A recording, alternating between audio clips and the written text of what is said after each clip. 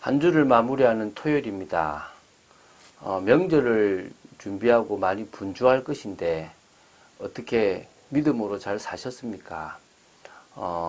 당장 지금부터 이제 이렇게 명절 연휴처럼 이렇게 뭐 시골도 가고 분주함 속에 있을 것인데 영적인 것을 놓치지 마시기 바랍니다. 저는 이번에 명절에서도 주님이 원하시는 은혜의 삶을 살고 예배의 삶을 살아가려고 합니다. 올 한 해 400시간의 기도에 도전하려고 합니다. 잘 안 될 때가 많습니다. 어떨 때는 참 어려움 당할 때도 많습니다. 그러나 그 모든 과정들 속에 하나님은 새로운 일들을 진행해 나가실 줄로 믿습니다. 우리는 도전하고 주님만 바라보면 주님이 우리의 삶 속에서 우리가 하지 못하는 것까지도 하게 하실 줄로 믿습니다. 질병 속에 있습니까? 어려움 속에 있습니까? 문제 속에 있습니까? 그 문제를 축복으로 바꾸시는 하나님을 믿고 하나님께 맡기는 축복의 삶이 되어지시기를 주 예수 그리스도 이름으로 축원드립니다. 마가복음 13장 14절부터 23절 좀 긴 말씀입니다. 자, 이 말씀은요, 예루살렘이 그 멸망시에 닥칠 환란과 더불어 세상 종말에 임할 대환란에 대한 예언과 환란의 때에 취해야 할 성도들의 어떤 자세에 대해서 상세하게 이렇게 기록되어 있습니다. 여기서 나오는 대환란은요, 복합적인 성격을 띱니다. 1차적으로는 AD 70년에 로마에 의해서 역사적으로 예루살렘이 멸망당했던 그런 부분이 있고요. 2차적으로는 아직 이루어지지 않은 세상 종말의 때에 있을 전무후무한 대환란을 가리키기도 합니다. 그래서 조심스럽게 이 부분을 좀 보고요. 이단들이 이 부분들을 좀 이렇게 많이 다루고 있는데 우리는 그런 부분들을 보면서 참 이렇게 뭐 겁을 주기도 하는 또 그리고 잘못 해석해서 빠뜨리는 그런 부분들을 좀 보면서 깨어 있어야 될 줄로 믿습니다. 자, 우리는 저도 사실은 이 부분에 대해서 잘 정확하게 해석할 수는 없습니다. 그러나 좀 많은 주석가들이나 이런 좀 권위 있는 부분들을 통해서 우리가 좀 온전히 좀 볼 필요는 있다고 생각됩니다. 14절부터 제가 보도록 하겠습니다. 멸망에 가정한 것이 서지 못할 곳에 선 것을 보거든 잃는 자는 깨달을진저 그때에 유대에 있는 자들은 산으로 도망할지어다. 자, 지금 이 부분은 마태복음 24장에 잘 표현되어 있는데요. 특히 이 구절은 24장 15절에 나오는 건데 그 15절에 마태복음 24장 15절에는 선지자 다니엘이 말한 바라는 부분이 앞에 이렇게 첨가되어 있습니다. 다시 말하면 이 멸망에 가정한 것이 서지 못할 곳에 선다는 것은 다니엘이 예언을 했던 부분인데요. 여러 많은 것도 있지만 역사적으로 볼 때 로마가 예루살렘을 포위했던 AD 66년 또 완전히 멸망시킨 70년에 로마의 그 디도 장군이 성전을 딱 점거해가지고요. 독수리 문양이 그려진 로마 황제의 깃발을 예루살렘의 그 성전에 꽂은 사건을 말합니다. 이게 스스로 신이라 부르는 로마 황제의 깃발은 하나님 보시기에 가증한 것이고 유대인들에서 가증한 것인데 그것이 성전에 꽂히면 안 되는데 꽂혀진 거죠. 그때가 보거든 뭐요? 유대에 있는 자들은 산으로 도망하라. 이건 실제적으로 산으로 가라는 것도 있겠지만 산이 의미하는 것은 하나님입니다. 그래서 하나님을 피난처로 삼으라는 어떤 상징적인 어떤 의미까지 지닌다고 볼 수 있겠죠. 어쨌든 그래서 우리가 진짜 깨어 있어야 된다는 것을 말합니다. 15, 16절입니다. 지붕 위에 있는 자는 내려가지도 말고 집에 있는 무엇을 가지러 들어가지도 말며 밭에 있는 자는 겉옷을 가지러 뒤로 돌이키지 말지어다. 자, 이거는요. 그 당시에 있을 말세의 어떤 멸망의 어떤 심각한 어떤 긴급성을 지금 알려주는 겁니다. 이 지붕 위에 있으면 내려가서 집으로 들어가서 뭘 가지러 가는 그 시간에 위험이 닥쳐오니까 바깥으로 외부로 이렇게 연결되어 있는 그 문을 그 계단을 통해서 재빨리 도망치라는 것입니다. 그런 물건 챙기고 소중한 거 챙기는 다가 생명을 잃어버릴 수 있다라는 어떤 그런 걸 이야기하고요. 밭에 일을 할 때는 이제 가벼운 옷을 입을 건데 겉옷을 가지러 가지 말라는 것이 위험이 닥쳐서 도망갈 때 추운 밤을 생각해서 옷을 챙기러 가는 그 사이에 죽을 수 있다는 그래서 사사로운 것을 챙기지 말고 빨리 도망하라라는 것을 의미하는 겁니다. 17절, 18절, 19절을 보겠습니다. 그날에는 아이 뵌 자들과 젖먹 있는 자들에게 화가 있으리로다. 이 일이 겨울에 일어나지 않도록 기도하라. 이는 그 날들이 환난의 날이 되겠습니다. 하나님께서 창조하신 시초부터 지금까지 이런 환난이 없었고 후에도 없으리라. 이게 지금 환난이 일어나면 결국은 철저히 보호받아야 했던 임산부들, 또 아이 뵌 자들이죠, 그죠? 그리고 뭡니까? 젖먹는 젖먹이는 자들, 이제 그러니까 여성들이죠.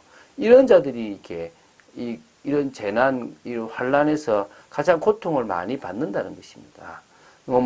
좀 적군이 침략했을 때, 막 이렇게 재난에 덮칠 때, 보통 사람들보다 도피하기 더 어려운 신체적인 조건을 가지고 있다는 것입니다. 무자비한 살육자들의 어떤 칼에 삼킬 여지가 많다는 건데요. 실제 요세푸스의 어떤 기록에 보면 AD 70년에 일어난 예루살렘 멸망 당시에 이게 성을 미쳐 빠져나가지 못했던 110만 명 정도가 이렇게 죽임을 당했는데요. 그 중에 여성들과 아이들이 아주 많았다고 합니다. 참 안타까운 일이죠. 이 일이 겨울에 일어나지 않도록 기도하는 것은요, 도망을 가는 그때인데, 이 겨울이 우기입니다. 비가 많이 오는 계절이기 때문에, 많은 비와 추위 때문에 사람들이 이렇게 장거리를 이동하거나 도망가기 쉽지 않고, 이렇게 위험에 빠질 수 있다는 겁니다. 그래서 이 날들이 환난의 날이기 때문에요, 창조하신 때부터 이런 환난이 없고 후에도 없을 만큼의 큰 환난이 말세 때 일어날 거라는 것입니다. 20절입니다. 만일 주께서 그 날들을 감하지 아니하셨더라면 모든 육체가 구원을 얻지 못할 것이거늘 자기가 택하신 자들을 위하여 그 날들을 감하셨느니라. 우리가 하나님이 사랑의 하나님이라는 부분이 이런 거죠. 그 고난, 그 환난, 그 진노, 그 형벌인데 하나님이 그 죄 지은 만큼 주지 않고 감하셨고 멸망받을 만큼의 심각성이지만 하나님께서 은혜를 베푸셨기 때문에 우리는 구원받을 수 있다는 겁니다. 다 그 날들의 어떤 그 환난을 감하지 않으면 모든 육체가 구원을 얻을 수 없을 만큼 심각하고 크다는 것입니다. 우리는 하나님의 은혜와 사랑을 아는 자들로 서야 될 줄로 믿습니다. 그때 어떤 사람이 너희에게 말하되 보라 그리스도가 여기 있다 보라 저기 있다 하여도 믿지 말라. 거짓 그리스도들과 거짓 선지자들이 일어나서 이적과 기사를 행하여 할 수만 있으면 택하신 자들을 미혹하려 하리라. 너희는 삼가라. 내가 모든 일을 너희에게 미리 말하였노라. 사단은요 거짓 그리스도라고 말하는 자칭 그리스도인 자들과 거짓 선지자들을 통해 가지고요 할 수만 있으면 택하신 자들을 미혹합니다. 왜? 능력까지 행해가지고 이적까지 행해가지고 속이는 겁니다. 그래야 천국에 가지 못하고 자기들이 갈 지옥에 같이 따라갈 거라는 겁니다. 그래서요 여기 있다 저기 있다 막 할 때요 마지막으로요 믿지 말라는 겁니다. 그건 다 뭐요? 속이는 겁니다. 우리가 진짜 믿음을 가지고 있고 온전히 믿음을 따라가면요 주님의 오심을 알게 되어 있는 겁니다. 그러니까요 여기 있다 저기 있다 하면 다 거짓말이고 사단의 속임수라는 겁니다. 삶과 딱 그런 것들을요 딱 깨어서 알고 주님이 미리 말씀하신 이 말씀대로 흔들리지 말고 우리의 길을 가면 됩니다. 뭐 세상 말로요 내일 지구가 멸망하더라도 오늘 한 그루 사과나무를 심겠다는데 그건 무모한 거고요. 내일 멸망을 하더라도 우리는 오늘 믿음의 길을 걸어가면 됩니다. 왜?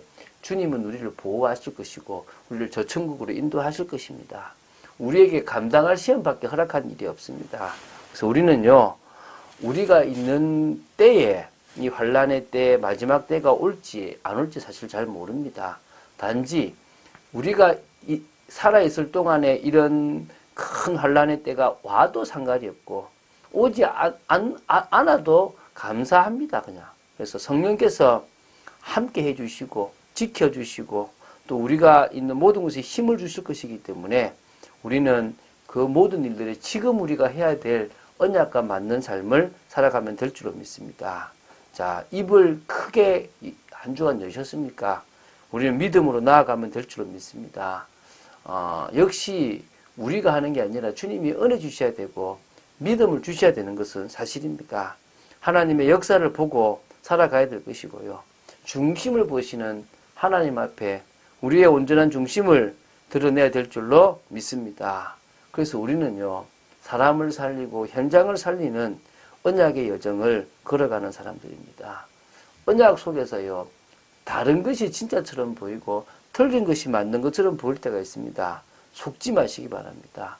온전한 말씀, 하나님께 주시는 말씀을 딱 붙잡으면 됩니다. 그래서 우리의 목표는요, 그 시대의 왕들 앞에 섰던 것처럼 이 시대의 왕들과 같은 자들 앞에 우리가 서서 하나님을 설명하고 또 복음을 설명할 때가 올 것입니다. 그때까지 우리는요, 우리의 걸음을 걸어가고 서론을 제대로 인도받아야 될 줄 믿습니다. 그런 축복을 누리는 여러분 되시기를 주 예수 그리스도 이름으로 축원드립니다. 주는 그리스도시요 살아계신 하나님의 아들이심을 고백합니다. 끝까지 말씀 따라 인도받기를 간절히 소원합니다. 정말 저희들이 말세의 환란의 때에 일어날 그 어떤 것에서도 흔들리지 않고 믿음으로 나아가기를 간절히 소원합니다. 온전히 주님만을 바라보고 인도받기를 간절히 소원합니다. 늘 흔들리지 않는 믿음으로 승리하게 하여 주시옵소서. 주 예수 그리스도 이름으로 기도드립니다. 아멘.